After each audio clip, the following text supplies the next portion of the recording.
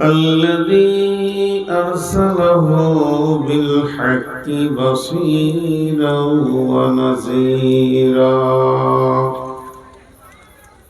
وداعيا إلى الله بإذنه وسراجا منيرا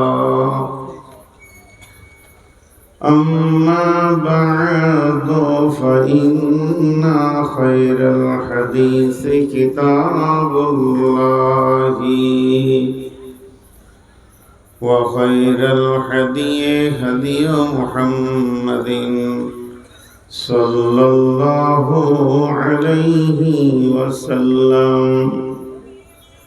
وشر الأمور محدثاتها وكل محدثة بدعة وكل بدعة ضلالة وكل ضلالة في النار.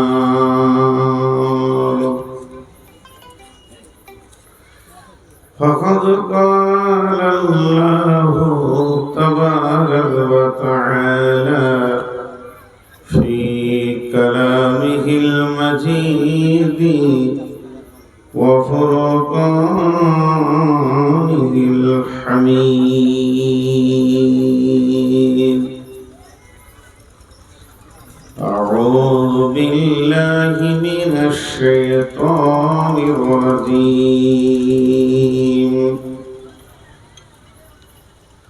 إن أول بيت أُذِيَ للناس للذي ببكة مباركا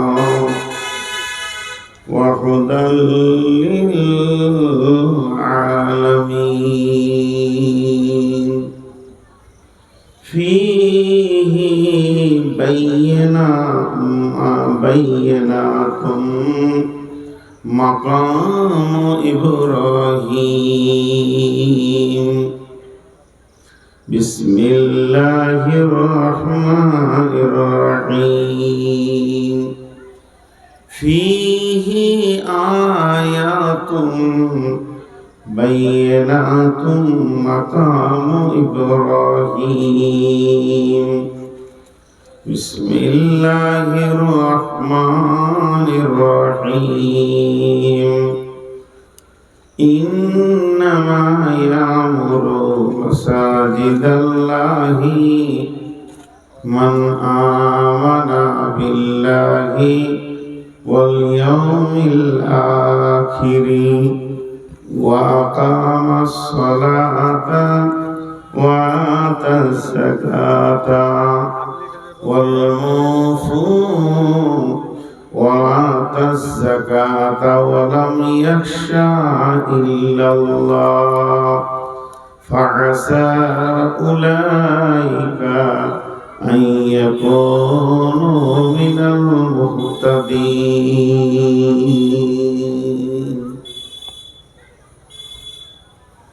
মসজিদে ওই সন্ধ্যে আজান চল নামাজে চল, দুঃখে পাবি সান্ত্বনা তুই বক্ষে পাবি বল, ওরে মসজিদেতে চল। মসজিদে ওই চল শুনলে আজান, চল নামাজে চল, দুঃখে পাবি সান্ত্বনা তুই বক্ষে পাবি বলে, মসজিদেতে চল। মলি মাটি লাগলো জাতর দেব মনের মাঝে, সাপ হবে সব তোর তুই যেই দাঁড়াবি রে যাই নামাজে। মলি মাটি লাগলো জাতর দেব মনের মাঝে, সাপ হবে সব তোর তুই যেই দাঁড়াবি রে যাই নামাজে। রোজগার যদি করবি রে তুই আখিরাতের ফসল, ওরে চল নামাজে চল, দুঃখে পাবি সান্ত্বনা তুই বক্ষে পাবি বল। ওরে মসজিদেতে চল, কার তরে তুই মরিস খেটে, কে হবে তোর সাথী? বেনামাজির আন্ধার করে কে জ্বালাবে বাতি? হায় রে কে জ্বালাবে বাতি? আল্লাহর নামে সির লুটায় জীবন কর সফল,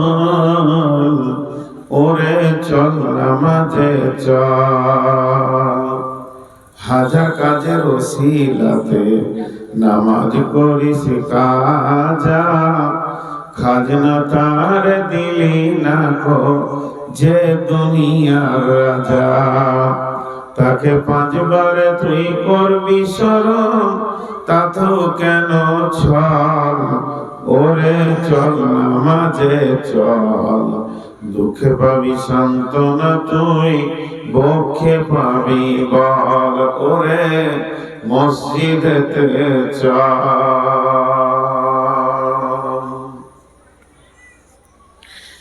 শ্রদ্ধেয় সুযোগ্য আজকের সভার সভাপতি, উপস্থিত আমার সামনে দিনদার ইমানদার মুমিন ভাই সকল, পর্দা থেকে সুন্নেওয়ালি মুমিনা মা ও বোনেরা, প্রশংসা গুণগান গণকীর্তন সবকিছু আল্লাহ, যে রব্বুল আলামিন সার্বভৌমত্বের একচ্ছত্র মালিকানা রাখেন। সেই মহান মুনিবের দরবারে সমস্ত প্রশংসা, যিনি আমাদেরকে কয়েকদিন আগে আবহাওয়া ছিল প্রতিকূল, আজকে করে দিয়েছে অনুকূল। তাই আমরা সেই মুনিবের দরবারে একবার শুকরিয়া করি, আলহামদুলিল্লাহ। দরুদ ও সালাম বর্ষিত হোক আখিরি পয়গম্বর নবী মুহাম্মদুর রাসূলুল্লাহ সাল্লাল্লাহু আলাইহি সাল্লামের উপর। আল্লাহুম্মা আমিন, আল্লাহুম্মা সাল্লি আলাইহি, আল্লাহুম্মা বারিক আলাইহি। মোহতারাম ভাইও, আজিজ ও বুজুর্গ দোস্ত, আমি আপনাদের সামনে গ্রন্থ মুকুট আল কোরআন থেকে এক দুটি আয়াত পড়েছি। সেইগুলোকে কেন্দ্রবিন্দুর মধ্যে রেখে, সামনে রেখে দু চারটি কথা বলবো। যদি আমার মাবুদ আমাকে তৌফিক দেন তো। আমা তৌফিকি ইল্লা বিল্লাহি আলাইহি তাওয়াক্কালতু ওয়া ইলাইহি উনীব। আমি আমার বক্তব্যের শুরুতে দু চারটি কথা আপনাদেরকে ছোট ছোট করে বলি, যেগুলো বক্তব্যের বাইরের কথা। আপনারা যেমন বসে আছেন, আলহামদুলিল্লাহ, লোকের সংখ্যা অন্য অন্য জায়গা থেকে কম হলেও খুব হৃদয়বান লোক কটা বসে আছেন বুঝছি, হইচই নাই।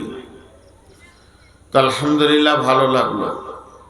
আর যারা মোবাইলে রেকর্ড করছেন, যদি পেছনের লাইটটা জ্বলে ওটা বন্ধ করেন। ওই লাইটটা জ্বললে আমার মাথার ব্যথা হবে, আমি নিতেই পারবো না, বিধায় ওটা বন্ধ করে রেকর্ড করেন। এখন আমি আপনাদের সামনে আজকের এই মাহফিলের যেটা উদ্দেশ্য, মসজিদ আমরা জানি এটা আল্লাহর ঘর। আর কথাটা সত্য,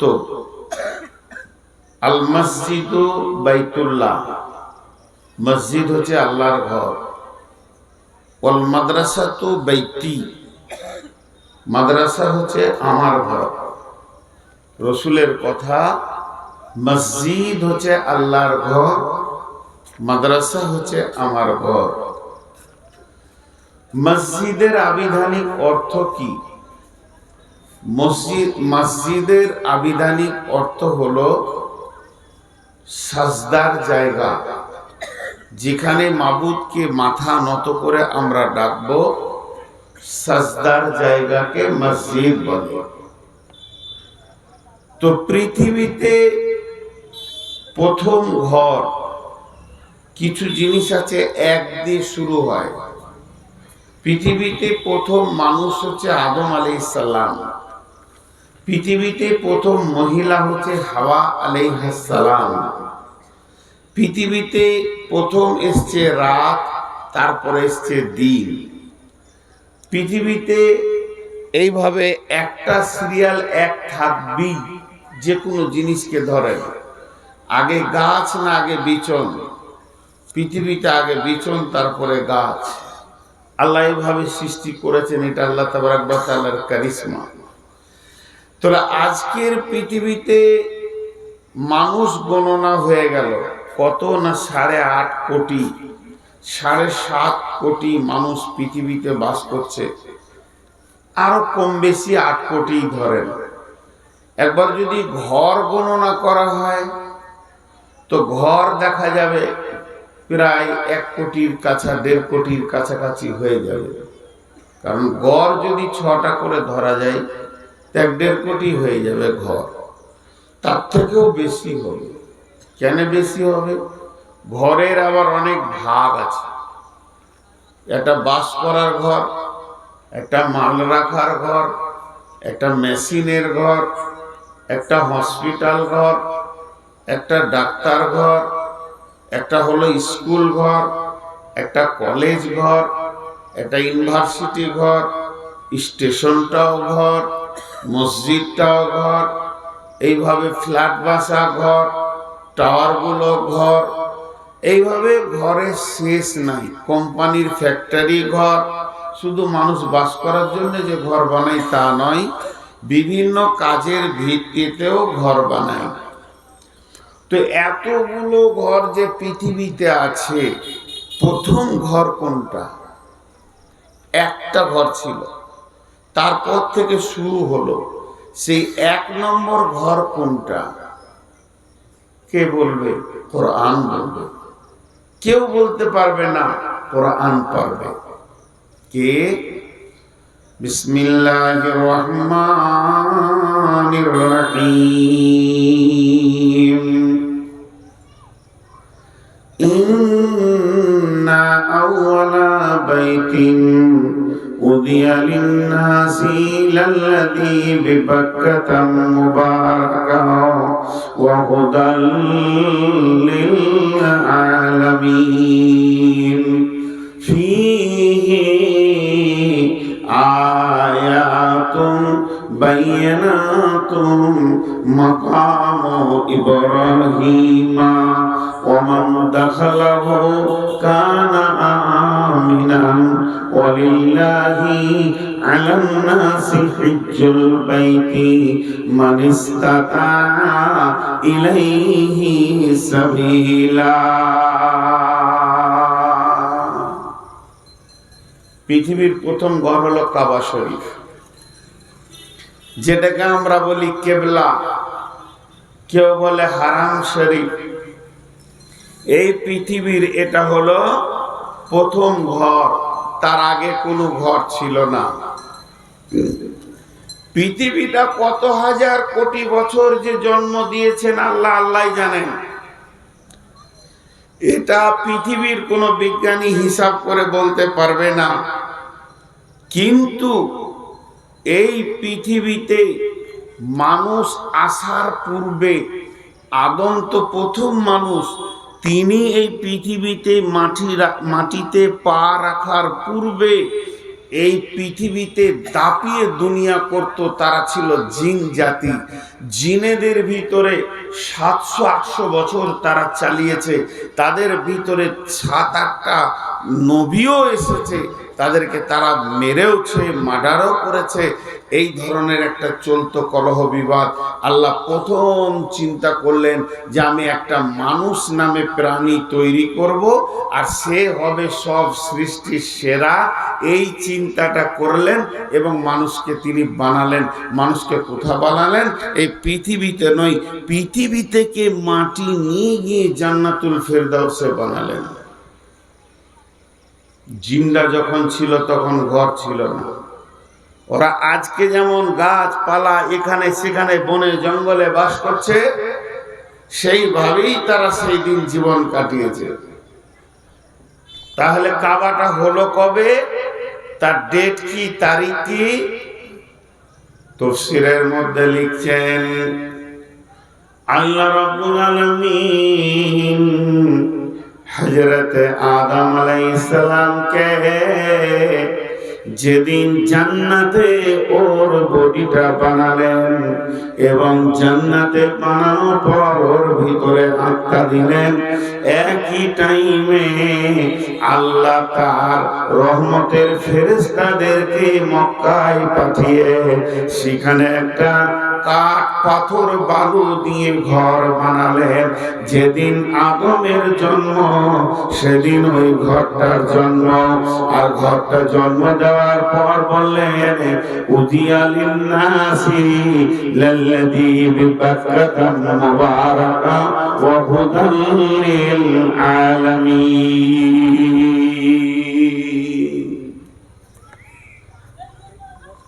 হাজী ভাই, এতগুলো লোক আছেন, একটা জিনিস আমরা ভেবেছি, আল্লাহর কি ঘরের প্রয়োজন আছে? আমার যেমন ঘরের প্রয়োজন আছে, আমাকে শুতে হবে, উঠতে হবে, বসতে হবে, থাকতে হবে, বউ বিটি নিয়ে সংসার করতে হবে, ঝড় বৃষ্টি থেকে বাঁচতে হবে, মাল সামানকে রাখতে হবে, এর জন্য আমাদের ঘরের দরকার। পৃথিবীতে যত দামি মানুষ হোক আর যত কম দামি মানুষ হোক, ওর ঘরের দরকার। আল্লাহর কি ঘরের দরকার? আল্লাহর কিসের দরকার?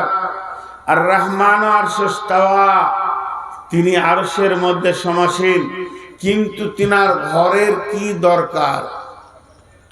তিনি তো আর লেপ কেথা খাট নিয়ে বাস করবেন না।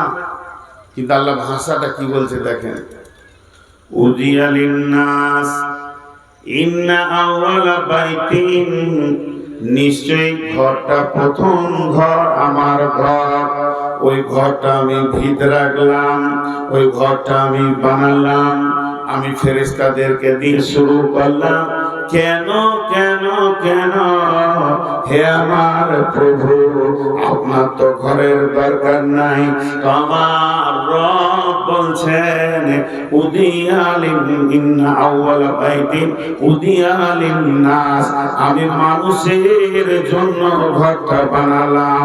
মানুষের দরকার হবে, মানুষ ওখানে আসবে, আমার দরবারে তারা চাইবে, যারা আমাকে মাবুদ বলে মেনে নেবে, তাদের জন্য আমি ঘরটা বানালাম।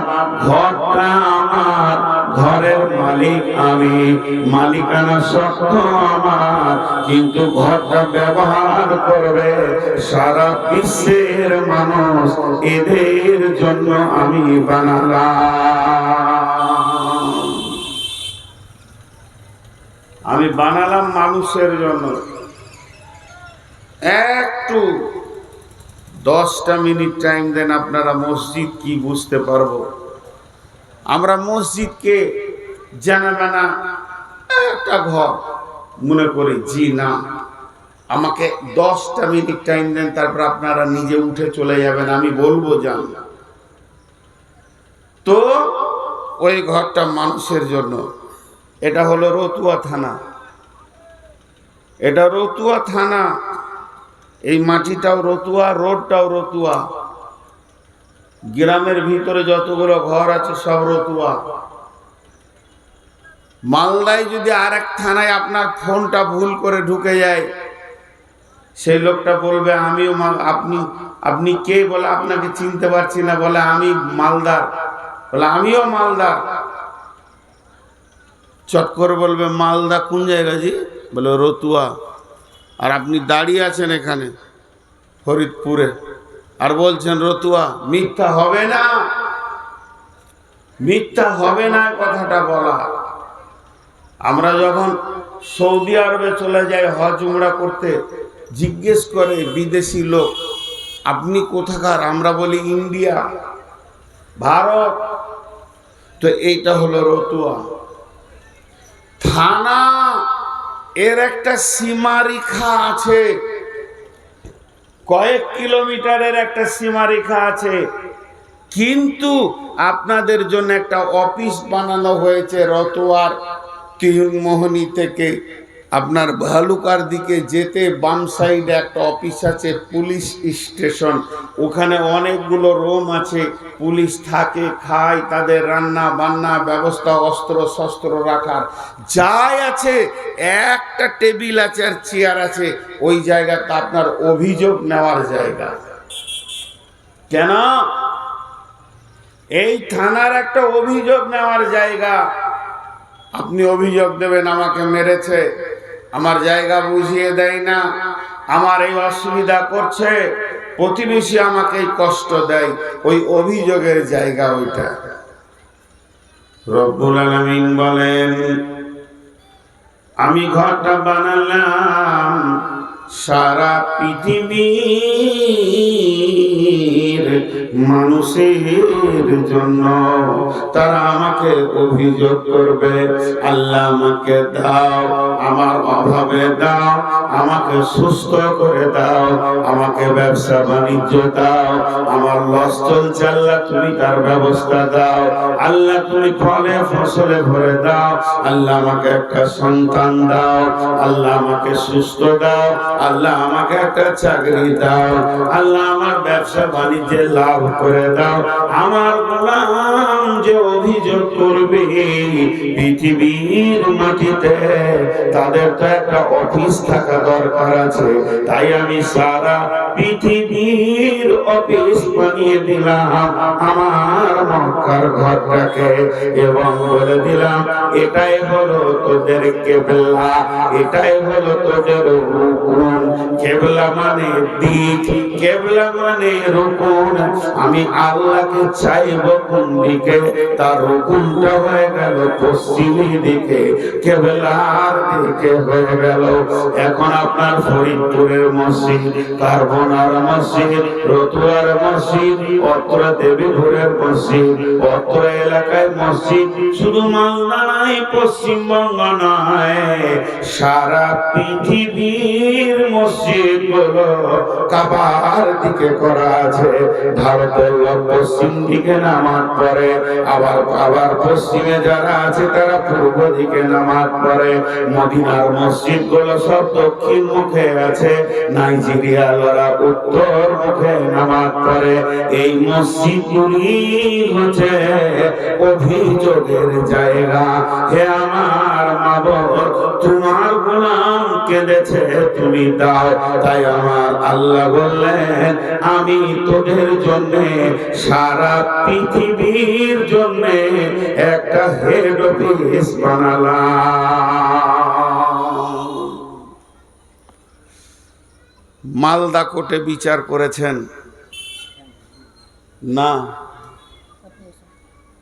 বসে ওই যে বলেছে পানি খাই ঘন ঘন, ওইটাই ঠিক আছে, ফ্যান লিব না। মালদার কোর্টে আপনার বিচার ঠিক হলো না, চলে যান দিল্লি সুপ্রিম কোর্ট। তা এটা হলো আল্লাহর ঘর। আজকে যে মসজিদটা বানাবেন, এই ঘরের মালিক কে? আল্লাহ। এই ঘরের মালিক কে? আল্লাহ। দেখ কত বড় দামি মালিক এই ঘরে। এরপরে আল্লাহ কি বলছেন, সমস্ত মসজিদগুলোই রুকুনে হয়ে গেছে, ওই কাবাকে কেন্দ্র করে সূরাটা নাজিল হয়েছে। আমি এখন আপনাদের মসজিদটাকে কেন্দ্র করে বলবো, আপনাদের মসজিদটা কোন দিকে আছে? এই সামনে। আয়াতটা পড়ব, ওর দিকে হাত তুলব, আয়াতটা পড়ব, ওর দিকে হাত তুলব। তার আগে একটা ছোট্ট উদাহরণ দিই, উদাহরণটা মন দিয়ে শুনেন। 5টা লোক টোটোতে এলো, ওইখানে নামলো, নামার পর ওই মাস্টারের বাড়ি চলে গেল, একটা ডাক্তারের বাড়ি গেল, একটা মৌলানা সাহেবের বাড়ি গেল, একটা হাজি সাহেবের বাড়ি গেল, আর আপনি চায়ের দোকানে বসে বসে দেখছেন।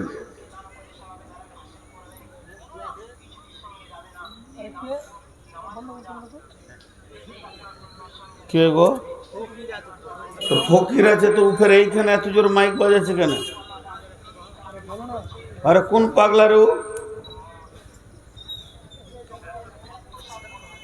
তো আপনারা আমার দিকে ধ্যান দেন।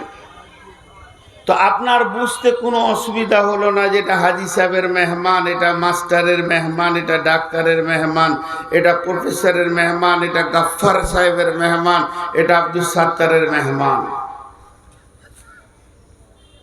যে লোকটা যার বাড়ি যাবে সে তার মেহমান। কথাটা স্টপ রাখেন। আপনি মাঠে গেছেন, ভোরবেলা থেকে কাজ করছেন, ফজরের নামাজ পড়ে কাজ করতে করতে যে কাজটি ছিল কমপ্লিট করে ঘর এলেন, হাত মুখ ধুয়ে নিলেন, 10টা বাজছে, গোসলটা করে নিলেন, 10:30 হয়ে গেল, জামা কাপড় গিয়ে পরে মসজিদে বসে গেলেন। আমি বলিনি আপনি মসজিদে গিয়ে কোরআন শরীফ পড়ছেন, আমি বলিনি আপনি মসজিদে গিয়ে সুবহানাল্লাহ আলহামদুলিল্লাহ জিকির করছেন, আমি বলিনি মসজিদে গিয়ে আপনি ইস্তেগফার করছেন, আলহামদুলিল্লাহ পড়ছেন, খালি চুপ করে বসে আছেন। তা আপনি যখন মসজিদে ঢুকবেন কার মেহমান? ঘরটার মালিক কে? হালকা করে মুখ খোলেন, ঘরটার মালিক কে? আর আল্লাহর ঘরে যে ঢুকবে তার কার মেহমান? আল্লাহর মেহমান। আমি একটা সাধারণ মানুষ, মাথা মোটা, বুদ্ধি কম, আমি এসেছি বর্ধমান থেকে, আর আমি আছি একজন বিরাট দামি মানুষের ঘরে। তিনি একজন বিরাট বড় প্রফেসর, ডিগ্রিওয়ালা, বড় আলিম। তারপরও আমার চায়ের কাপটা কে আনবে? সে যত দামি হোক না কেন, মেহমানের সম্মান করতে হবে। করবে কি করবে না? তো যতক্ষণ আপনি বসে থাকবেন অতক্ষণ আল্লাহ আপনার দিকে রহমতের নজরে দেখবে। আমার মেহমান আমার ঘরে বসে আছে, এ চায়ের দোকানে গেল না, পানের দোকানে গেল না, গাছতলায় বসে থাকলো না, ওখানে 3 জন আড্ডা দিচ্ছে সেখানেও থাকলো না, এর মনটা কত ভালো, চুপ করে বসে আছে। আমার ঘরটা কি বসার জায়গা পেয়েছে রে, ও আমার মেহমান হয়ে গেছে। ফেরেশতাদেরকে ডেকে বলবে, দেখ দেখ দেখ, আজকে আমার বাড়িতে মেহমান এসেছে, আমি এই মেহমানকে কত ভালোবাসবো। আমি তো চায়ের কাপ দিব না, শরবত দিব না, আমি ওর জীবনের গুনাহকে মাফ করব। নামাজ তেলাওয়াত করলে তো আরো এক্সট্রা মাল পাবেন। শুধু চুপ করে বসে থাকাতে এই লাভটুকু। মুসলমান মুসলমান মুসলমান আমরা হতভাগা হতভাগা হতভাগা বদনসিব। এত দামি ঘর পাওয়ার পরেও আমরা চায়ের দোকানে যে টাইমটা দিই, মসজিদে সে টাইম। এটা তো আমি যুক্তি দিয়ে বললাম, এটা বুখারী নয়, মুসলিম নয়, এটা আমি যুক্তি কথা বললাম। এবার হাদিসের কথা শুনেন। আল্লাহর নবী বলছেন, যদি কোনো ব্যক্তি নামাজ পড়ার উদ্দেশ্যে মসজিদে গিয়ে বসে থাকে, আমি জোহরের আজান হবে নামাজ পড়ব, আর সে 10টা থেকে বসে থাক চাই, 9টা থেকে বসে থাক চাই, 11টা থেকে থাক চাই, সে 12টা থেকে থাক, যতক্ষণ বসে থাকবে ততক্ষণ সে নামাজ পড়ার নেকি পাবে। আর নামাজের যেই সালাম ফিরা হয়ে গেল, ওই লোকটা যদি মসজিদ থেকে হুট করে বেরিয়ে না যায়, তার কাজ নাই, তা সে বের হবে না। সে মনে মনে নিয়ত করে নিয়েছে, আমি আল্লাহর মেহমান হয়ে একদিন গেছিলাম শালার বাড়ি বেড়াতে, 20 দিন থেকে এলাম শ্বশুর বাড়িতে, 2 দিন থেকে এলাম মায়ের আপনার কিনা মামার বাড়িতে, 5 দিন সময় দিয়েছি খালাকে, এখন আমি বের হব না। জোহরের নামাজ হয়ে গেছে, আমার তো কোনো কোনো কাজ নাই, খাওয়ার শোয়া, আমি 1 ঘন্টা অন্তত বসে থাকি। তো যতক্ষণ বসে থাকবে ও যে নামাজ পড়েছিল ওই নামাজ পড়া অবস্থার নেকিটা লেখা হবে। বন্ধুরে, ওই ঘরটা এত মূল্য, এত দাম, আল্লাহর অফিস আপনার আমার সারা বিশ্বের মুসলমানের গ্রামে রয়েছে। কোথায় চায়ের দোকানে বসবো, আরে বাপ তোদের বসার জায়গা হলো না, আহা জায়গা পাইনি গো, হয়তো ওখানে এবার খাড়া হয়ে বসবে, আবার উঠবে। ভিতরে এসো, ফাঁকা আছে। সোনামানিকের দল ভিতরে এসো, ধ্যান দিয়ে শোনো, আমি সিরিয়াল দিয়ে বলছি এবং যুক্তি দিয়ে দিয়ে বলছি। একটা মজার কথা শোনাই। সাহাবীদের জামানায় ফিরে চলে যাই আমরা সবাই, 1450 বছর পেছিয়ে চলে যাই উল্টা দিকে। সেই জামানাতে কোন লোক এসে কারো দরজায় ধাক্কা দিয়েছে খটক খটক করে, তো বাড়ির লোকটা নাই, তো বাচ্চাটা বেরিয়ে এসছে, আসসালামু আলাইকুম, তোমার আব্বা নাই? চাচা নাই গো। তো তোমার আব্বা কোথায় গেছে? বাজার গেল, একটু রতুয়া গেছে বাজারে, কখন আসবে? বসেন, একটা বসার জায়গা দিই, এক্ষুনি চলে আসবে। কথাটা কি বললে? বাজার গেছে মানে এক্ষুনি চলে আসবে। ও দুটা মূলা লিবে, শাক লিবে, আলু লিবে, পেঁয়াজ লিবে, ওর গা চুলকাইছে খালি বাজার থেকে কখনো বের হবে, যাবে আর আসবে।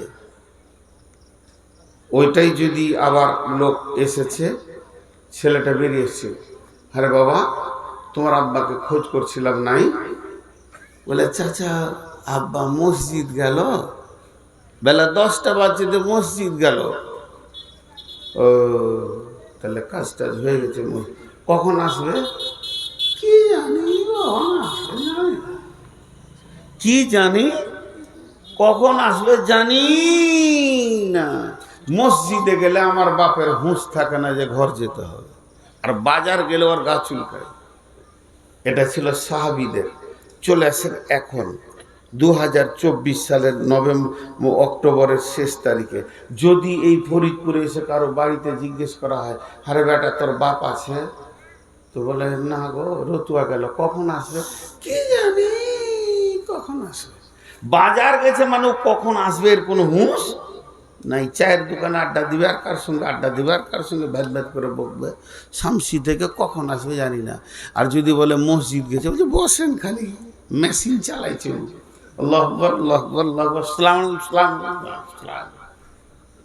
বেরিয়ে চলে গেল। মসজিদে মন টিকছে না, বাজারে মন টিকছে।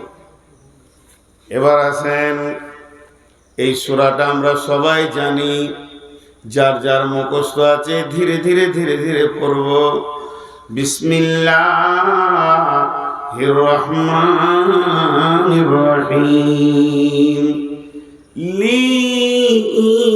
লিইলাফি কুরাইশ ইলাফিহিম রিহলাতাশ শিতাই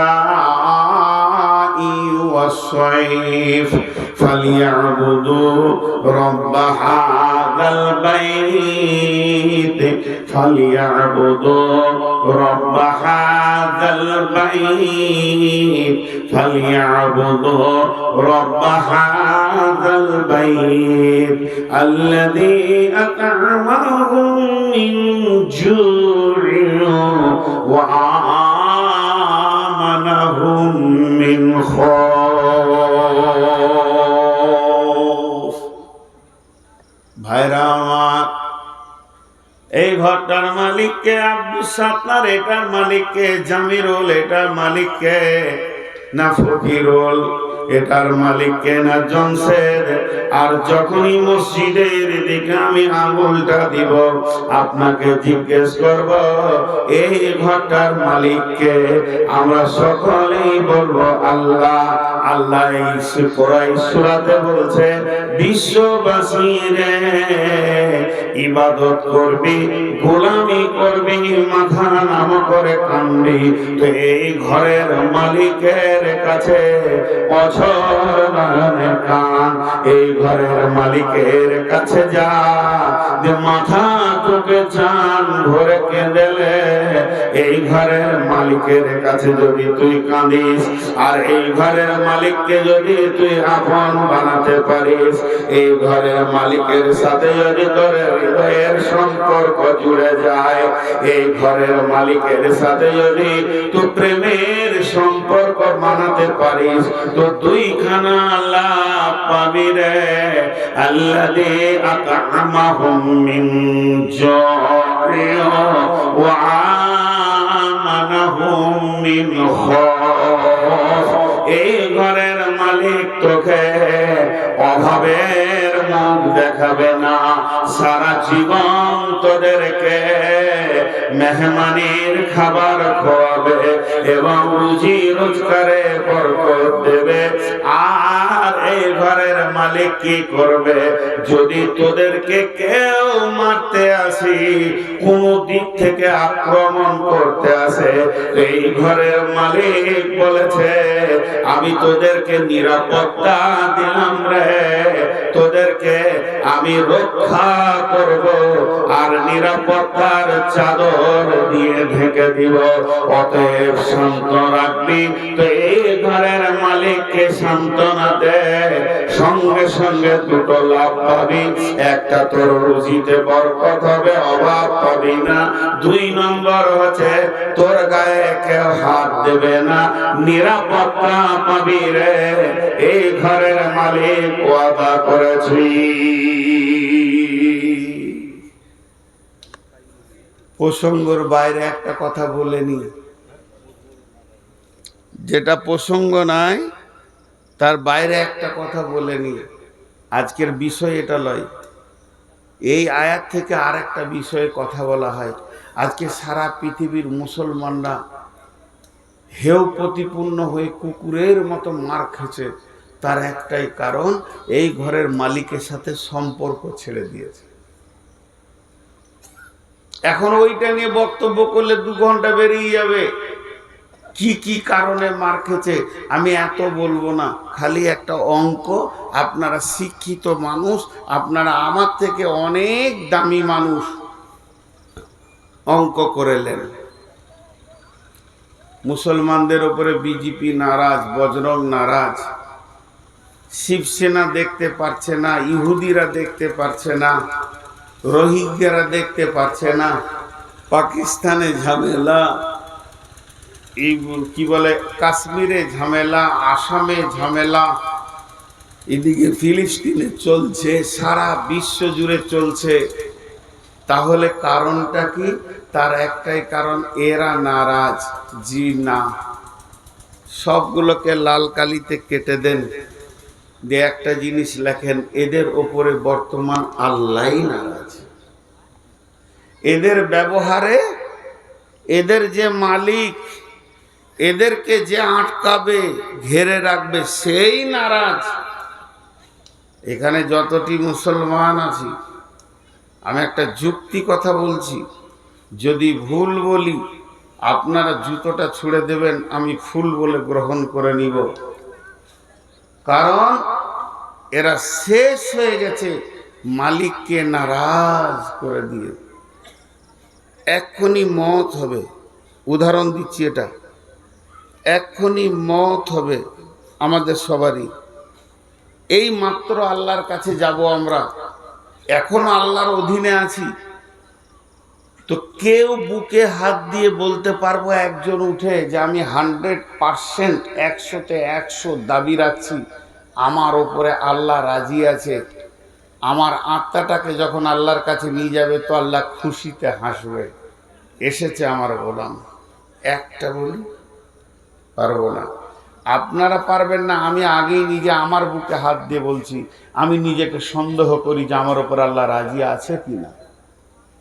এই অবস্থাতে আমরা দুনিয়া করছি। তাছাড়া আল্লাহ কোরআনে সূরা নূরে বলে দিয়েছেন, তোদেরই বংশের লোক যেদিকে হেঁটেছে জয় হয়ে গিয়েছে। বলেন তো সাহাবীরা রোমকে জয় করেছে, পারস্যকে জয় করেছে, বাহরাইন জয় করেছে, জেরুজালেম জয় করেছে, 10টা 12টা 15টা 17টা লোকে এক একটা দেশকে জয় করেছে। মাত্র 30,000 লোকে 1.5 লক্ষ সৈন্যকে হারিয়ে দিয়ে রোম সম্রাটকে দখল করে নিল। কেন পেরেছিল? আর আজকে 30,000 কেন? 50 কোটি ভারতে বাস করছি কিন্তু কিছু করতে পারছি না। তার একটাই কারণ, আমাদের কানেক্ট পার হাউসে কেটে গেছে আল্লাহর সঙ্গে। তো ওই ঘরটার সাথে সম্পর্ক বানাতে হবে। আল্লাহ তাবারক ওয়া তাআলা বলছেন, বিসমিল্লাহির রহমানির রহিম, ইন্নামা ইয়ামুরু মাসাজিদাল্লাহি মান আমানা বিল্লাহি ওয়াল ইয়াউমিল আখিরি ওয়া আকামাস সালাতা ওয়া আতাজ যাকাতা ওয়া লাম ইয়াখশা ইল্লাল্লাহ ফাআসা উলাইকা আইয়াকুনু মিনাল মুহতাদিন।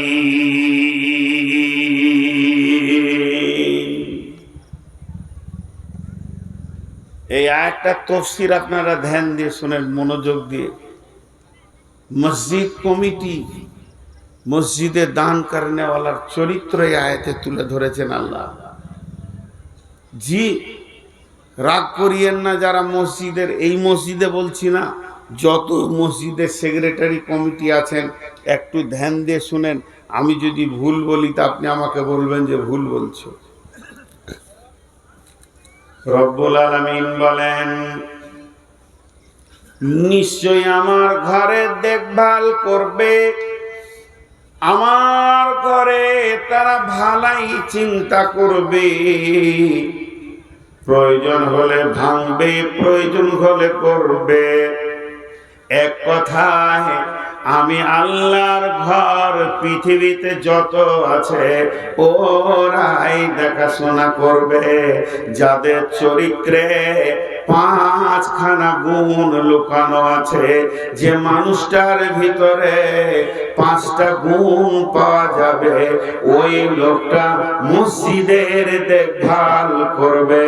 1 নম্বরে মান আমানা বিল্লাহ, 2 নম্বরে ওয়া আকাওয়াল ইয়াউমিল আখিরি, 3 নম্বরে ওয়া কামাস সালাতা, 4 নম্বরে ওয়া আতাজ যাকাতা, 5 নম্বরে ওয়ালাম ইয়াখশা ইল্লাল্লাহ। শুধু দেখবে না, ওই মসজিদে তারা দান করবে, দানের টাকাও আবার রাখবে। একদিকে কমিটি হবে, আবার দাতা হবে।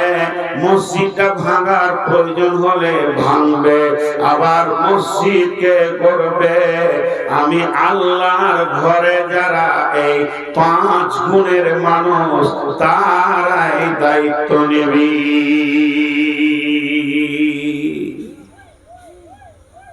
মাঝে একটা কথা জিজ্ঞেস করি, এটা যদি ঠিক মতো ব্যাখ্যা করি তো অনেকের গায়ে গা জ্বলবে।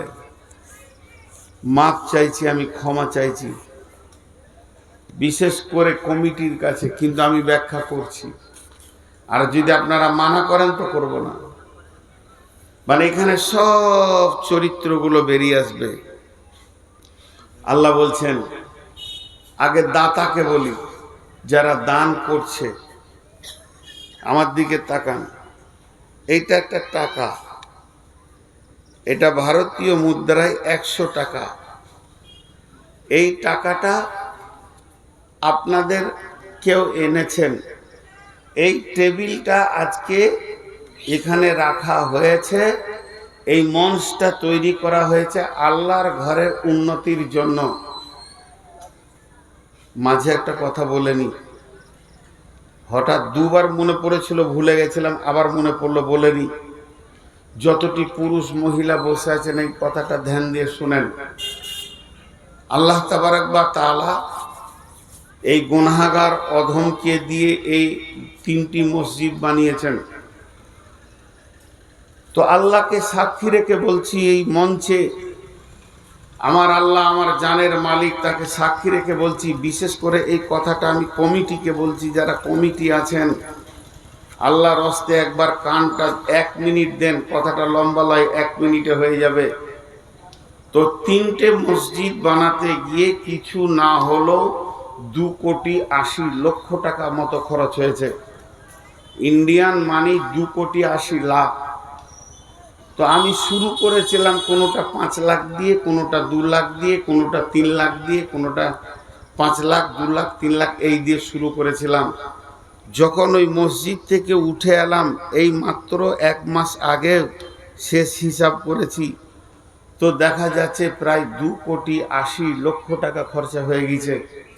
কোথা থেকে টাকা এসেছে আমি আল্লাহকে সাক্ষী রেখে বলছি, আমি জানি না, আমি জানি না। আল্লাহকে সাক্ষী রেখে বলছি, এত টাকা কোথা থেকে এলো আমি জানি না। একমাত্র এটা আল্লাহর মদদ। আপনারা নেমেছেন মসজিদ করতে, শুধু আল্লাহকে নিয়ে কাজে নেমে যান। ইনশাআল্লাহ আমি একটাও জালসা করিনি, এমনি করেছি, আদায় কালেকশন হয়নি 2000 5000। তো তারপরেও আল্লাহ তাবারক ওয়া তাআলা মসজিদ করে নিয়েছে। আপনাদেরকে একটা সাহস দিলাম। আল্লাহর ঘর পৃথিবীর বুকে কোথাও রুখে যায়নি, আধা হয়ে পড়ে নাই। আল্লাহর গোলামরা দেবে, আপনারা করতে থাকেন, হয়ে যাবে। এরপরে এই যে টাকাটা আপনাদেরকে আমি দেখাচ্ছি, ওই আয়াতটা সূরা তওবা থেকে পড়েছি, তার তাফসীর করছি। এই টাকাটা আপনি দিতে এসেছেন, আজকের এই মঞ্চটা মসজিদের উন্নতি কল্পে, এখনো দেওয়া হয়নি। মনে করেন, আমার ভাষাটা আমি বলি নাই বুখারী, আমি বলি নাই মুসলিম, আমি বলি নাই আবু দাউদ, আমি বলি নাই তিরমিজি, নাসাই, আমি মনে করতে বলেছি। মনে করেন আল্লাহ বলছে রুক। আমি বলিনি, সভাপতি বলিনি, টাকা দিছিস? বলে হ্যাঁ। কাকে দিছিস? তোমাকে। তো রাখ, এই রেখে দিলাম। আল্লাহকে ধ্যান করে টাকাটা দিতে হবে। তারপরে আল্লাহ কি বলছে, তোর আখিরাতের জ্ঞান আছে? আমাকে বলছে, আমি দান করেছি তাতে। আখিরাতের বিশ্বাস আছে? প্রথম নম্বরে কি বললেন, আল্লাহর উপরে বিশ্বাস থাকলে টাকাটা দে। আমি বললাম হ্যাঁ বিশ্বাস আছে, টাকা তোমাকেই দিচ্ছি, আমি কমিটিকে দিইনি, সেক্রেটারিকে দিইনি, ক্যাশিয়ারকে দিইনি, তোমাকে দিচ্ছি। আল্লাহ বললে রাখ। এরপর আল্লাহ বলছে, তোর আখিরাতের জ্ঞান আছে, কিয়ামতের? তা আমি বলছি হ্যাঁ আছে। বিশ্বাস আছে তোর? আছে। সেই দিন আমি হিসাব দিব, তোর টাকার মাঝে মুখ হিলাবি না, মাঝে মুখ নড়াবি না, কোনো মন্তব্য কমন করবি না। টাকা আমাকে দিয়েছিস, চুপ থেকে যা। টাকাটা ইনি আর উনি গুটিয়ে নিয়ে গিয়ে কোন দিকে হারিয়ে দিয়েছে। আমার পয়সা হারালো না, আমার পয়সা হারালো না, জমা পড়ে গেছে আমার। আমি ডালখোলার ব্যাংকে দাঁড়িয়ে আছি আজ থেকে 20 বছর আগে। ব্যাংকে টাকা দিব, তখন ফোনপে টোনপে ছিল না। তো আমি দাঁড়িয়ে আছি, আমার পেছনে এক হিন্দু লোক দাঁড়িয়ে আছে। তো আমি 10,000 টাকা দিলাম। ব্যাংক ম্যানেজার এমনি করে গুনে নিয়ে অ্যাকাউন্ট নম্বরটা দেখে এমনি করে ফটাম করে মেরে স্লিপটা দিয়ে দিল, আমার অ্যাকাউন্টে ঢুকে গেল। তো আমি স্লিপটা দাঁড়িয়ে দেখছি, 1-2 মিনিট দাঁড়িয়ে আছি। তো ওই লোকটা আবার টাকা তুলতে গেছে, ও তুলবে আর আমি জমা করেছি, ও 10,000 তুলবে, তো আমার টাকাটি আমার সামনে ওকে দিয়ে দিল। কতটা রাগ হয় বলেন তো? রাগ কিছুই নয়, কারণ আমার অ্যাকাউন্টে নাম্বার ঢুকে গেছে, ওটা ওকে দিয়েছে, ওর অ্যাকাউন্ট থেকে কাটা যাবে। তো আল্লাহ বলছে 5টা গুণ। 1 নম্বরে মান আমানা বিল্লাহ, যাদের আল্লাহর উপরে ঈমান আছে তারা টাকা দেয়। 2 নম্বরে ওয়াল ইয়াউমিল আখিরি, আমার বান্দারে বান্দিরে তোর এই টাকাটার হিসাব আমি কিয়ামতের দিন দিব। কিয়ামতের দিনটা নাম কিয়ামত। কিয়ামতের দিনটা নাম মাহশার, কিয়ামতের দিনটা নাম ফাসাল, কিয়ামতের দিনটা নাম কারিয়া। কিয়ামতের দিনের যতগুলি নাম আছে তার মধ্যে একটা নাম হলো ইয়াউমুল হিসাব। সেটা হিসাবের লেনদেন চলবে। আমরা যে টাকাগুলো আল্লাহকে দিব এর হিসাব আল্লাহ আমাদেরকে দেবেন। আর পৃথিবীতে যেগুলো আমরা খরচা করছি এই হিসাবটা আমাদেরকে আল্লাহকে দিতে হবে। তাই আমার আল্লাহ বলছেন, দান করনেওয়ালা তোমার ভিতরে 5টা গুণ থাকতে হবে।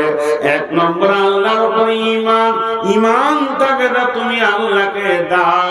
2 নম্বরে ওয়াল ইয়াউমিল আখিরি, তুমি ওই টাকাটার হিসাব কিয়ামতের দিন পাবে। 3 নম্বরে ওয়াকামাস সালাতা, ওয়াকামাস সালাতা, তোমাকে নামাজি হতে হবে।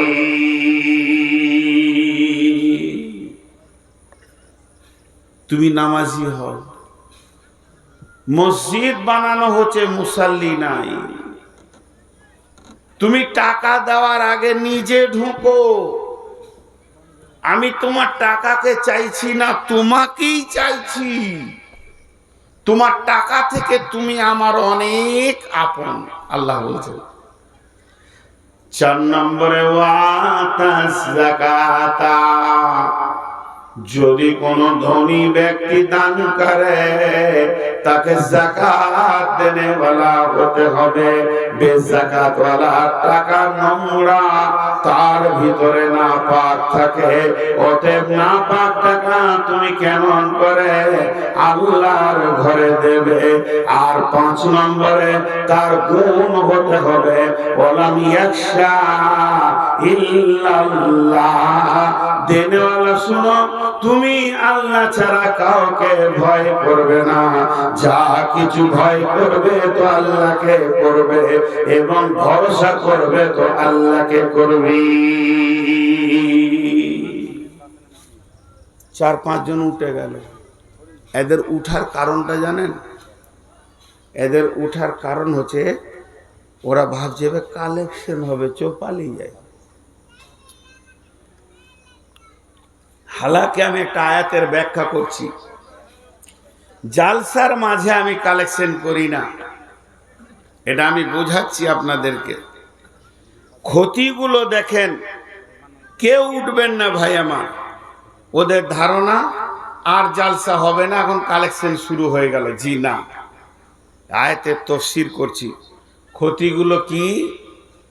যাদের আল্লাহর জ্ঞান নাই, যাদের আখিরাতে জ্ঞান নাই, তারা সমাজে ঝগড়া লাগাবে, আল্লাহকে বেইজ্জতি করবে, আর দ্বীন ইসলামকে খেলতামাশা মনে করবে। আর 3টি বড় গুনাহ। এর জন্য আল্লাহ বলছেন, মান আমানা বিল্লাহি ওয়াল ইয়াউমিল আখিরি, তোমরা আল্লাহকে ভয় করো, আল্লাহর উপরে ঈমান আনো, আখিরাতের উপরে ঈমান আনো। যার আখিরাতে জ্ঞান নাই সে আল্লাহকে বেইজ্জতি করবে, আর নিজেকে আল্লাহর জায়গায় বসাবে, আর দ্বীন ইসলামকে খেলতামাশা মনে করবে, আর সমাজে ঝগড়া লাগাবে। 4টাকে আপনাদেরকে মিলিয়ে দেখিয়ে দিচ্ছি। আজকে জালসা মিলিয়ে নেন আপনারা, একটা না বলতে পারবেন না। 4টাকে মিলিয়ে দিচ্ছি। আজকে জালসা, কালকে সকালে কমিটি বসবে, বক্তা, লাইট, মাইক, প্যান্ডেল, সাউন্ড, খাওয়া, হাট বাজার, টোটাল খরচা বাদে উদ্বৃত্ত কত হলো? 1.5 লাখ। কত দাঁড়ালো? 1.5 লাখ। কমিটি বলছে আলহামদুলিল্লাহ, যাই হোক খানিকটা কাজ হবে। এরই মাঝে 2টি লোক, তারা আল্লাহকে বিশ্বাস অত করে না, আখিরাতের হুঁশ জ্ঞান নাই, 10 টাকা 20 টাকা দিয়েছে। ওদের মাথায় ঢুকে গেছে কালেকশন প্রায় 5 লাখ হয়েছে। 5 লাখ হয়েছে। এতটি টাকা ঢেড়ি হয়েছিল ব্যাগে।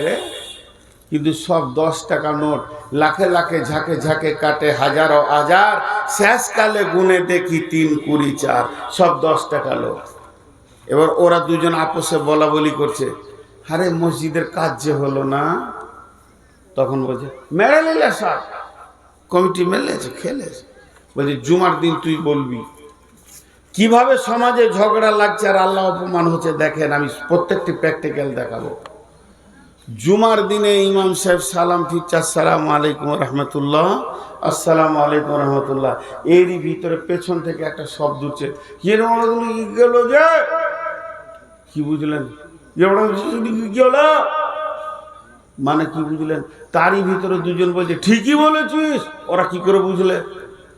গোটা জুমার ঘরের লোক বুঝতে পারলো না, ওরা বুঝলো। তার মানে ওরা চায়ের দোকানে বসে ঠিক করেছে তুই কথাটা তুলবি, তারপরে মসজিদ কমিটিকে দেখছি। হ্যাঁ হিসাব দে জলসার, এই মারামারি কাটাকাটি, মার মসজিদ দুভাগ হয়ে গেল। যাদের আখিরাতের জ্ঞান নাই, যদি ওদের আখিরাতের জ্ঞান থাকতো, টাকা দিয়ে মুখ বন্ধ করে নিলাম। আমি টাকা কমিটিকে দিইনি, কমিটির কাছে আমি হিসাব নিব না। হিসাব তো নিব যাকে আমি দিয়েছি কিয়ামতের দিন। এর জন্য আখিরাতের জ্ঞান যাদের নাই, তারা সমাজে ঝগড়া লাগায় আর সমাজটাকে দুভাগ করে দেয় আর সমাজকে নোংরা করে দেয়। আল্লাহকে বেজ্জতি করে কি করে? আল্লাহকে কি করে বেজ্জতি করে? মা আমার, বোন আমার, এটাও একবার ভালো করে শুনেলেন। যারা মসজিদে আল্লাহকে টাকা দেয় না, মানুষকে টাকা দেয়, তারা আল্লাহকে বেজ্জতি করে। আমি শামসি স্টেশনে কাঞ্চনে নেমেছি, আর একটা যুবক ছেলে আমাকে আগিয়ে আনতে গেছে মোটরসাইকেল নিয়ে। যেই আমাকে দেখেছে খুশিতে বলছে সিটটা ঝেড়ে মৌলানা বসেন। খানিক দূরে এসে একটা বড় মিষ্টির দোকানে ঢুকিয়ে দিল। সুগার জেরে বাপ না, খান দুটা খান। আর খান তো দুটা, কিছু হবে না, খান। জোরে দুটা মিষ্টি খাইয়ে দিলে আমি মনে মনে করছি কোন মায়ের বেটা রে, কোন বাপের ছেলে গো, কত ভালো ছেলে আমাকে মিষ্টি খাওয়ালে। এই যুক্তিগুলোর পেছনে হীরের টুকরো লুকিয়ে আছে, ধৈর্য ধরে। দিয়ে আমার যে মিষ্টি খাওয়া হলো, এবার আবার ওই দোকান থেকে বাইরে এসে গাড়িতে চাপছি, তোর চাচাতো ভাইয়ের সঙ্গে দেখা। সালাম আলাইকুম, জামশেদ কোথায় যাবি? বলে একটু শামসিতে কাজ আছে। এটা প্রধান বক্তা এসছে, দুটা মিষ্টি খাওয়ালাম। এবার শুরু হলো। খানিক দূর আসার পর চাচার সঙ্গে দেখা, চাচা জালসাতে যাবেন, প্রধান বক্তাকে দুটো মিষ্টি খাওয়ালাম। বন্ধুরা আমার, ভাদবে পার হচ্ছে, গাড়িটা দাঁড় করে দিলে বন্ধুর সঙ্গে দেখা, কেমন আছিস, আমাদের জালসায় আসবি। এটা প্রধান বক্তা নূর মোহাম্মদ, 2খানা মিষ্টি খাওয়ালাম।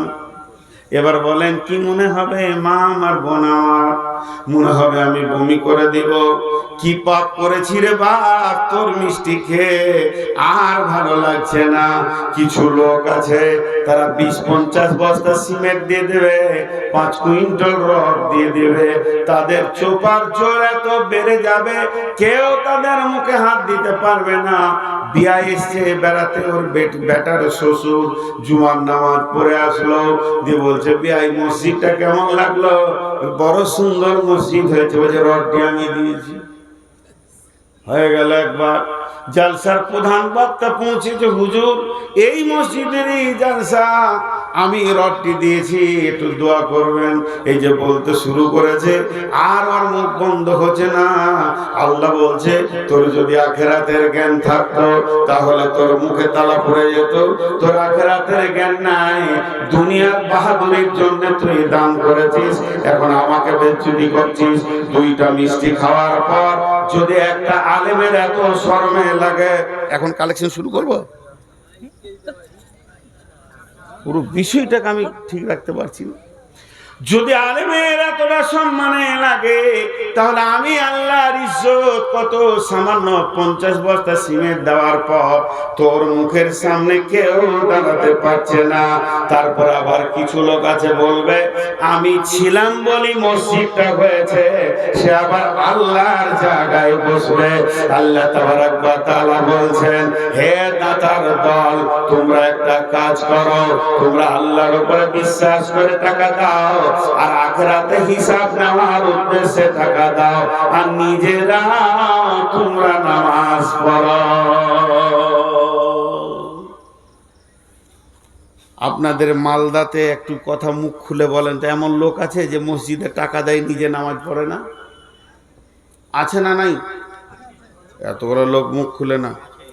আচ্ছা, শুধু জুমা পড়ে এরকম লোক আছে, ওরা বেনামাজি। শুধু জুমা যারা পড়ে ওরা বেনামাজি। একটা লোক টোটালি নামাজ পড়ে না, আর যারা শুধু জুমা পড়ে ওরা বাড়াবার। বরং যারা শুধু জুমা পড়ে এদের বাঁশ বেশি যাবে। ওদেরকে আল্লাহ যদি শুধায় যে এই আইনটা কোথা পেলি যে তুই খালি জুমাটা ঝাড়বি, তা এর উত্তর দিতে পারবে না। তো যাই হোক, আমি যে কথাটা বলছিলাম একটু ধ্যান দেন। এই যে শামসির হাটে অনেক রকম খেল তামাশা দেখায়, যে টাকা আলাই আছে, হয় কি না? দেখবেন এরকম বাঁশ দিয়ে দিয়েছে, একটা রশিকে টেঙে দিয়েছে, ওর উপরে একটা বাচ্চা ছেলে যাচ্ছে আসছে হাঁটছে, দিয়ে তারপর ওর যখন খেলা দেখানো হলো, থালা নিয়ে সবারই কাছে 10, 20, 50, 100, 1000 টাকা হয়ে গেল। এরকম খেলা দেখেছেন? আপনাদের ইমাম সাহেব ওখানে ছিলেন, দিয়ে 100 টাকা দিয়ে দিয়েছে থালাতে। উদাহরণটা ভালো করে শুনেন, আর আমি হাতটা ধরে নিয়েছি। দিলেন কেন? বলছে খেলাটা ভালো লাগলো। বললাম ভালো? বলছে হ্যাঁ ভালো। আবার জিজ্ঞেস করছি ভালো? বলছে হ্যাঁ ভালো। বুঝতে পারছে না যে আমি স্বীকারোক্তি লিছি। ভালো? হ্যাঁ ভালো। তখন ওনার হাতটা ধরে বলছি, তা আপনি দড়িতে চড়েন, রশিতে চড়েন, ভালো কাজটা একবার করেন। বলছে ঠ্যাং ভাঙবে যায়। ও চাপবে না, কিন্তু লোককে টাকা দিচ্ছে, তুই চাপ। তাহলে খেল কাকে বলে? যেটা টাকা দিয়ে করানো যায়। আর যে ছেলেটা খেললো, ও কি খেললো না কাজ করলো? ওর জন্য কাজ। ও শেষকালে হিসাব করবে, আজকে শামসির হাটে 2000 টাকার কাজ হয়েছে। ওর জন্য কি কাজ, আর যারা দেখছে তাদের জন্য খেল। বন্ধুরা আমার, কিছু লোক আছে নিজে মসজিদ ঢুকবে না, 10 বস্তা সিমেন্ট দিয়ে দিবে। ইসলামকে খেল তামাশা মনে করেছে। আল্লাহকে বলছে, আল্লাহ আমরা খেলতে যাব না, আমরা টাকা দিয়ে খেল করিয়ে নেব। রব্বুল আলামিন বলছে, গোলাম রে, আমি তোর অর্থ চাইনি, আমি তোকে চেয়েছি। ওয়াকামাস সালাতা, নামাজির জন্য মসজিদ নাই, নামাজির জন্য মসজিদ, মসজিদের জন্য নামাজি নাই। যত নামাজি বাড়বে তত মসজিদ বাড়বে, কিন্তু লম্বা মসজিদ হয়ে গেল, মুসল্লি পাওয়া গেল না। আল্লাহ তাবারক ওয়া তাআলা, রাসূল বলছেন, ওয়াজাহারাতিল আসওয়াতু ফিল মাসাজিদি, মসজিদকে তারা দলে দলে বসে আড্ডা দেওয়ার জায়গা বানিয়ে নেবে। এমন একটা দিন আসবে, মসজিদ গুলো হয়ে যাবে গল্প খেজালির জায়গা, বিরান হয়ে যাবে। একজন বড় আল্লাহর ওলি মসজিদে সালাম ফিরলো, আর সালাম ফিরার পর পেছন দিকে তাকিয়ে দেখছে কোনো ছেলে নাই, শিশু নাই। তখন উনি বলছেন, বন্ধুরে, মসজিদে ছেলেদের লাফালাফি নাই, তার মানে জানতে হবে ভবিষ্যৎ প্রজন্ম আর মসজিদে আসবে না। আপনাদের মালদায় আছে কিনা জানি না, আমাদের বর্ধমানে 2-1টা লোক আছে। ছোট ছেলে যদি মসজিদে আসে, চিল্লাইছিস, নামাজ হচ্ছে না। আর ও ঢুকেছে 72 বছর বয়সে, চুরি লম্পটি ডাকাতি বেইমানি মদ সব করে। এখনো পীর সাহেব সেজে, চাল্লার ওলি সেজে গেছে আর কি। ওর যে হুঙ্কার, ওই হুঙ্কারে বাচ্চা ছেলে টিকে না। জানেন, পাশ্চাত্যের খবর নেন, আমেরিকা, ইংল্যান্ড, যেগুলো বড় বড় দেশ, সেই দেশে মসজিদে বাচ্চাদেরকে আনার জন্য বিস্কুট দেওয়া হয়, চকলেট দেওয়া হয়, ছোট ছোট বল রাখা আছে, মসজিদে খেলানো হয়, খেল তোরা এখানেই থাক, সারাদিন লাফালাফি কর। কারণ আমার সন্তান যদি মসজিদ না চিনে, এইভাবে সন্তানকে হঠাতে হঠাতে আজকে মসজিদ খালি হয়ে গেছে। ভবিষ্যৎ মসজিদটা কে? মসজিদের ভবিষ্যৎ কে? এখন মসজিদ নিয়ে যদি কথা বলি, অন্যদিকে চলে যাবে। জি ভাই, অন্যদিকে চলে যাবে। মসজিদে আমরা জানি খালি নামাজ, আল্লাহু আকবার। জি, মসজিদ মানে সাজদার জায়গা। মসজিদে নামাজ হবে, মসজিদটা মাদ্রাসা হবে, তালিম হবে, মসজিদে খিদমত হবে, মসজিদে ইবাদত হবে, মসজিদ থেকে দাওয়াতে তাবলীগের কাজ হবে, মসজিদে বিয়ে পড়ানো হবে, মসজিদে বিচার হবে, আদালত মুসলমানদের মসজিদ। এবং যুবকরা যদি বলে বক্সির খেলা করব, কুস্তি লড়াই করব, সেটা মসজিদে হবে। আমরা জানি না বন্ধুরা আমার, আল্লাহর নবী বলেছেন, তোমরা তোমাদের ঘরগুলোকে কবর বানাইও না, সেখানে তোমরা নামাজ পড়ো। তাহলে মসজিদের দরকার কি? মসজিদে শুধু ফরজ নামাজ হবে, সুন্নত বাড়িতে হবে। বাড়িতে সুন্নত পড়লে নাকি বেশি লাভ, বেশি, আপনার ঘরটা দামি হবে। বন্ধু, আমি প্রায় মানে মাসে 25 দিন থেকে 27 দিন ধরেলেন বাড়িতে সুন্নত করে নি, তারপরে মসজিদে যাই, ফরজ হয়ে গেলে আমি তাসবিহ তাহলিল করে আবার বাড়িতে এসে আমি সুন্নত করি। আল্লাহ এই অভ্যাসটা আমার করিয়ে দিয়েছেন। এরকম অভ্যাসের অনেক লোক আছে যারা মসজিদে সুন্নত করে না। নবীজি বলেছেন বাড়িতে পড়েন। এখন 10 জন মুরব্বী জোহরের নামাজ পড়েছে, আসরের নামাজ পড়েছে, জোহরের নামাজ পড়ার পর তারা বলছে আমরা সুন্নত পড়ব, আর 20টা যুবক বলছে আমরা কুস্তি লড়াই করব। মসজিদটা ছেড়ে দে। মসজিদটা কে আগে পাবে? যারা কুস্তি লড়াই করবে এদেরকে মসজিদ ছেড়ে দিতে হবে, সুন্নত ওয়ালাকে বাড়ি যেতে হবে। তাহলে সুন্নত নামাজের থেকে কুস্তি লড়াইটা বেশি দামি কি? বলে হ্যাঁ। বলে কেন? বলে ওটা হচ্ছে জিহাদের মতো ফরজ আমলের পূর্ব পরিস্থিতি। সৈন্যরা যদি বডি না ফিট করে তাহলে জিহাদের ময়দানে কেমন করে লড়বে?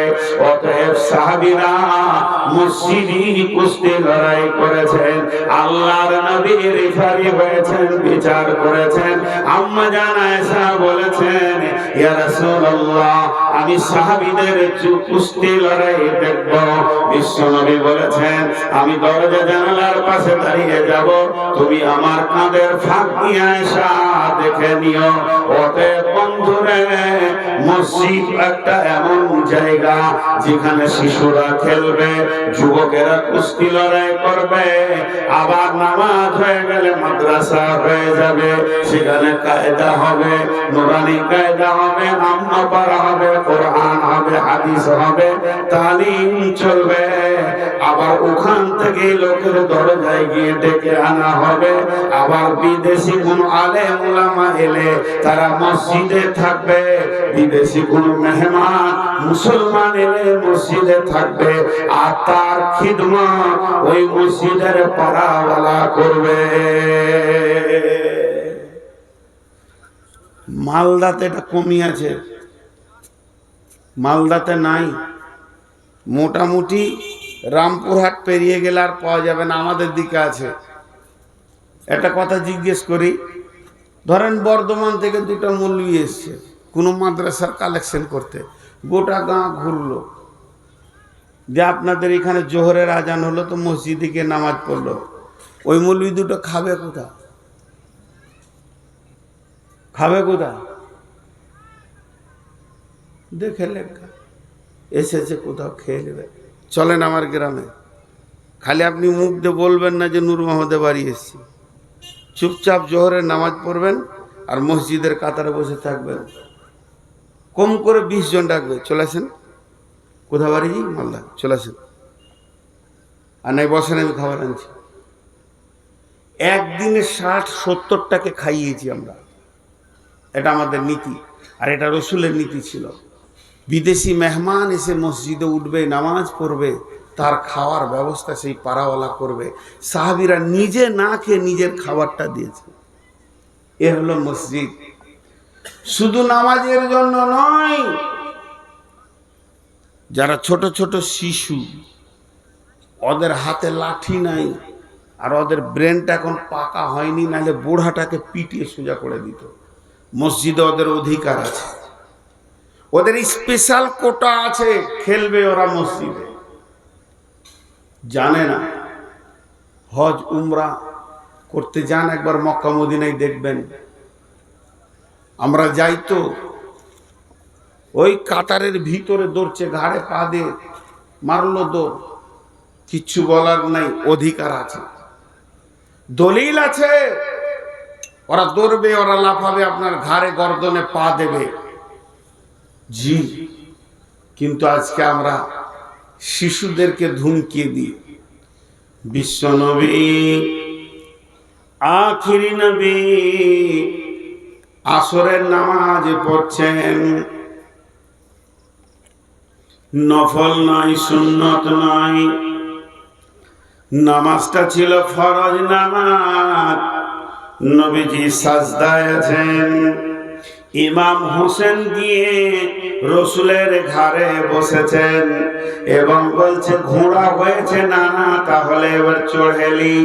এবার রসুলকে ধরে আছেন। ইমাম হাসান বলছে ঘোড়া যাই না কেন? নবীজির পাছায় ঠেলছে, চল ঘোড়া চল, ভাই চড়েছে ঘোড়া চল। আর আল্লাহর নবী সাজদায় আছেন। বলেন ফরজ নামাজ। জিবরাইল আমিন এসে নবীজিকে বলছেন, ইয়া রাসূলুল্লাহ, ইয়া হাবিবাল্লাহ, আল্লাহ বলেছেন যতক্ষণ পর্যন্ত ইমাম হোসেন আপনার ঘাড় থেকে না নামবে অতক্ষণ পর্যন্ত আপনি সাজদা থেকে মাথা তুলবেন না। একজন সাহাবী ভাবছেন নবীজি ঘুমিয়ে গেল নাকি, এত লম্বা সাজদা কেন? তো কাছেই ছিল, দেখতে পেয়েছি যে রসুলের নাতি ঘাড়ে চড়ে নিয়েছে, এইভাবে টেনে নামাতে যাচ্ছে। আল্লাহর নবী হাতটা সরিয়ে দিলেন যে না, ওকে নামানো যাবে না, নিজে নামবে, তখন আমি গর্দন তুলব। অতএব বন্ধুরে, শিশুদের অধিকার অনেক বেশি আছে। বাচ্চা শিশু মায়ের কাছে কাঁদছে, মা নামাজ ধরেছে আর কান্না শুরু করেছে, হে মা, শিশুকে ঠেলে সরিয়ে দিয়েন না, এইভাবে কোলে তুলে নিয়ে নামাজ পড়বেন, নামাজ ভাঙবে না। এইভাবে ধরে এক হাতে রুকু করবেন, আবার নামিয়ে দিয়ে সাজদা, সাজদা হয়ে গেলে আবার কোলে নিয়ে নামাজ। আল্লাহ শিশুকে এতটা পাওয়ার দিয়েছেন, আল্লাহ শিশুকে এতটা সম্মান দিয়েছেন, শিশুদের মসজিদে অধিকার আছে। বিশ্বনবী মিম্বারে দাঁড়িয়ে খুতবা দিচ্ছেন, রানিং খুতবা চলছে, খুতবা গভীর আলোচনা চলছে, তত্ত্ববহুল আলোচনা চলছে। মসজিদের মেন গেটে ঢুকছেন কে? ইমাম হোসেন আর ইমাম হাসান, দুই ভাই, ছোট ছোট ছেলে, সুন্দর করে মুসাল্লি সেজে চলে এসেছেন। আল্লাহর নবী দেখে নিয়েছেন আমার দুইজন নাতি মসজিদের দরজায় ঢুকছে। এমন সময় তিনি মিম্বার থেকে নেমে গেলেন, মিম্বার থেকে নেমে গিয়ে সমস্ত লোককে সরিয়ে গিয়ে নাতিকে কোলে নিলেন, একদিকে ইমাম হোসেনকে, একদিকে ইমাম হাসানকে। কান কাঁধে নিয়ে আবার মিম্বারে উঠলেন, বাকি খুতবা দিলেন, নামাজ পড়লেন, আর আল্লাহর কালাম পাক আয়াত নাজিল হয়ে গেল। ইমাম হোসেনকে কাঁধে নেওয়ার জন্য আল্লাহ তাবারক ওয়া তাআলা সুন্দর একটি আয়াত দিলেন, বিসমিল্লাহির রহমানির রহিম, আল মাল ওয়াল বানুনা জিনাতুল হায়াতিদ দুনিয়া। বিশ্ববাসীরে, হে আমার নবী, তোমাদের সন্তান সন্ততি এবং তোমাদের মাল আমি পৃথিবীর সৌন্দর্য বানিয়েছি। অতএব বড় সুন্দর কাজ যে ইমাম হোসেন হাসান রসুলের কাঁধে আছে, আর নবীজি সালামার জুমার খুতবা দিচ্ছেন। অতএব শুনেন, মসজিদে কোন শিশুকে ধুমকে বের করে দেবেন না। আপনি একটা শিশুকে বের করলেন, তার মানে ভবিষ্যৎ মুসাল্লিকে মসজিদ থেকে বের করে দিলেন।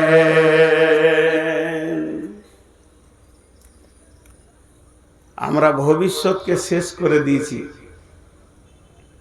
এবছর আমরা ধান কাটবো আর কয়েকদিন পর, কিন্তু আগামী বছরের জন্য ধান রেখে দিব। সব তো শেষ করে দিব না, বিচন রেখে দিব।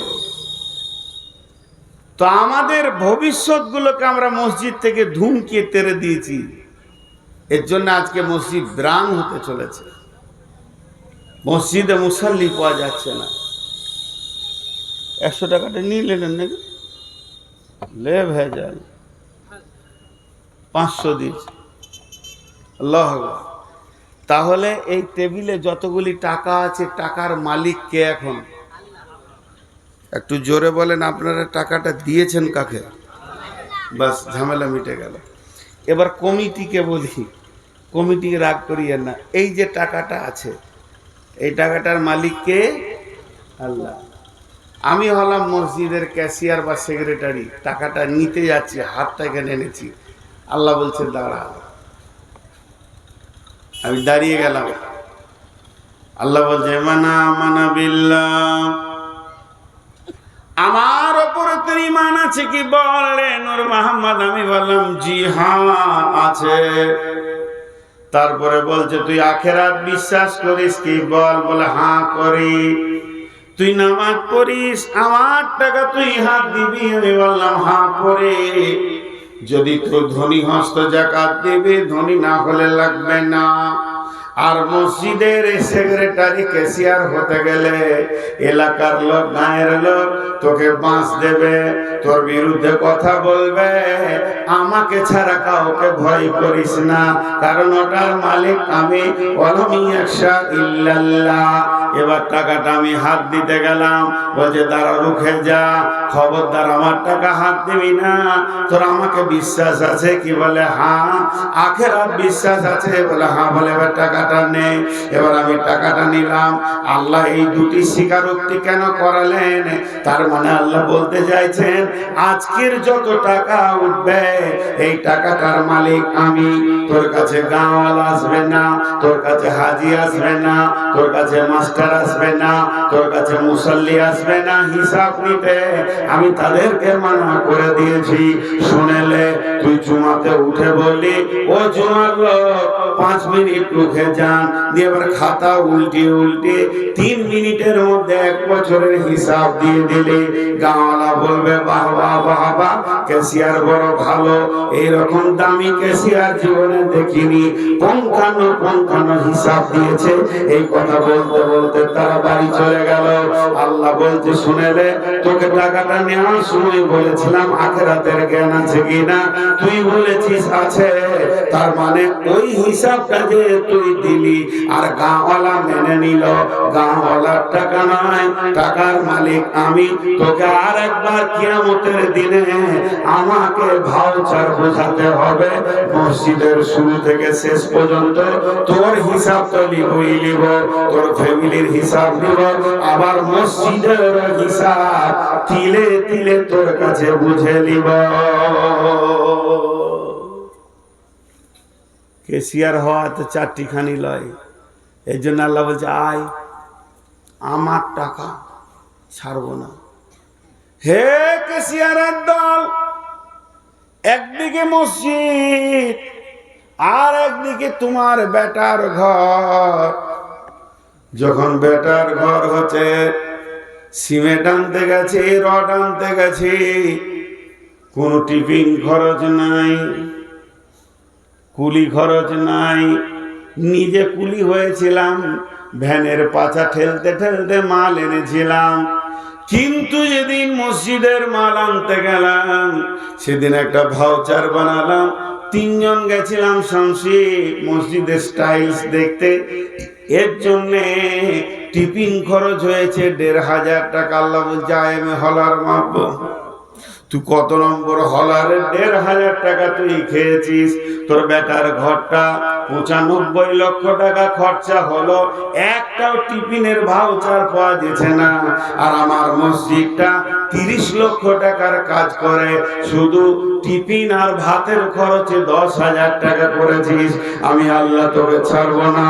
এর জন্য আল্লাহ বলছেন ওয়াকামাস সালাতা, মসজিদের দায়িত্ব যদি নিবি তোকে 5 ওয়াক্তের নামাজি হতে হবে। 5 ওয়াক্তের নামাজি। গায়ের কোন যদি গরিব রিস্কাওয়ালা হয়, তার কাছে মসজিদের 20 লাখ টাকা থাকবে। আর যদি কোনো মাস্তান গুন্ডা রাজনীতিবিদ হয়, তার কাছে মসজিদের টাকা রাখা যাবে না, কারণ সে হলো বেনামাজি। নামাজির ঘরে চুরি হয়ে গেলে মা আল্লাহ বরদাস্ত করে নেবে, কিন্তু বেঈমানের হাতে টাকা থাকবে না। আল্লাহ বলছেন ওয়াকামাস সালাতা ওয়া আতাস যাকাতা ওয়া লাম ইয়াখশা ইল্লাল্লাহ। মসজিদ বানাতে গেলে অনেক ঘাত প্রতিঘাত হবে, আল্লাহ ছাড়া কাউকে ভয় করিও না।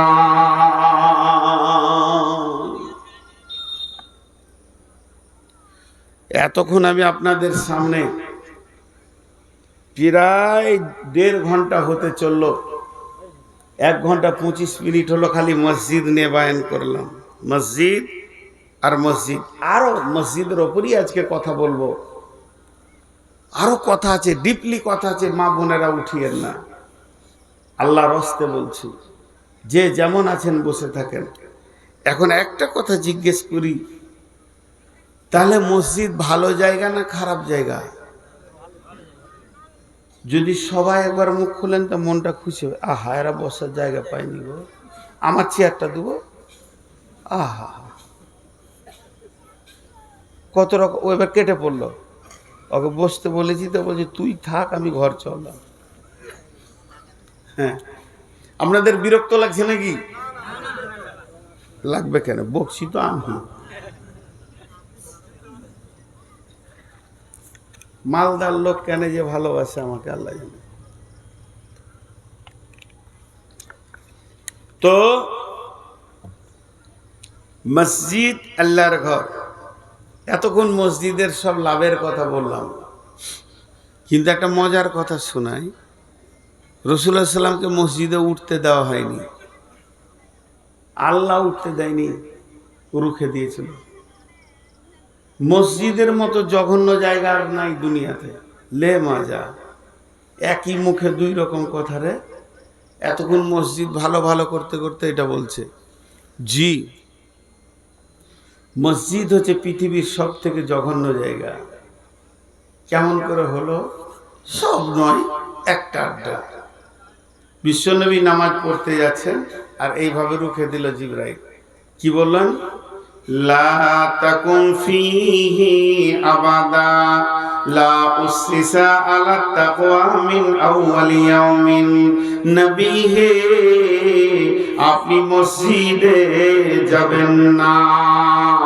আল্লাহ পাইছে না আপনার মতো নবী ওই রকম জঘন্য জায়গাতে পা দেয়।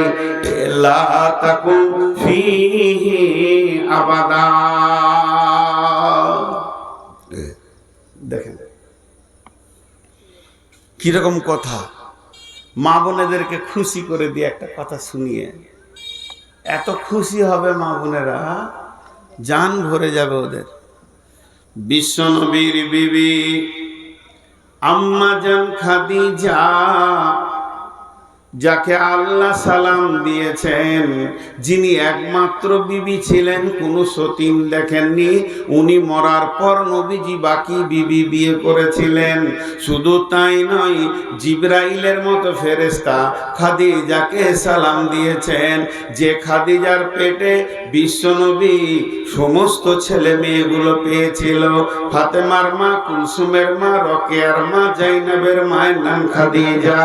ওই খাদিজাকে নবীজি কত ভালোবাসতেন, মওতের আগের দিন পর্যন্ত খাদিজাকে ভুলেননি। আম্মা জান আয়েশা বলছেন যে এত বেশি রসুলের মুখে খাদিজার কথা শুনতাম, মনে হতো যেন আমাদের মরা সতীনটা বেঁচে আছে।